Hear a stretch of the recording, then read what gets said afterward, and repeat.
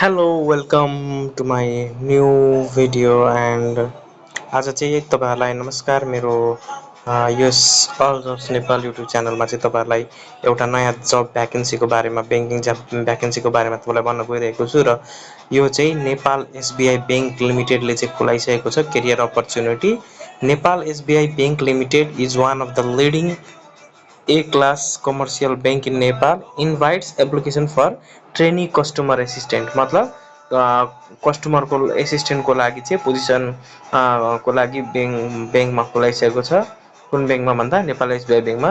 The bank for its branches offices across Nepal from talented, dynamic, competent, high motivated and qualified young Nepal citizens are interested to pursue the career path with the bank with the set position। यो चाहिँ एकदमै राम्रो पछि तपाईहरुले गर्नुहुने training period सकेपछि थाहै पनि हुन सक्नु परेछ र यसको पोजिसन भनेको ट्रेनिङ कस्टमर एसिस्टेन्ट भइहाल्यो।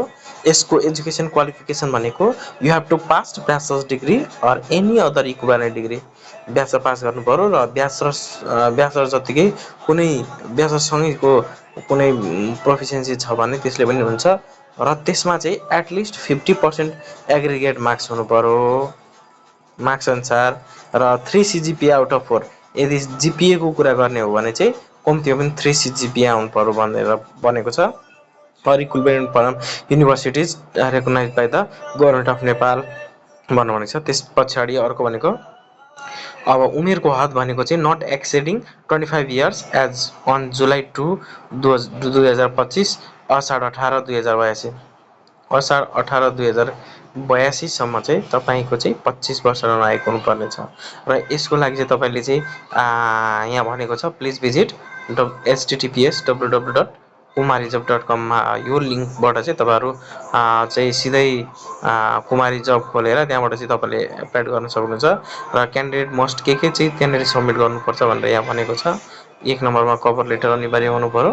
त्यसपछि भनेको अपडेटेड फाइट भन्छ सीवी भयो सीवी अपलोड गर्नु पर्यो। त्यसपछि रिसेन्ट पीपी साइज फोटो भर्खर खिचेको हालसालैको फोटो चाहियो। त्यसपछि character certificate and transcript marksheet चाहियो एसएलसी ब्याचलर डिग्री सम्मको जे छ त्यही।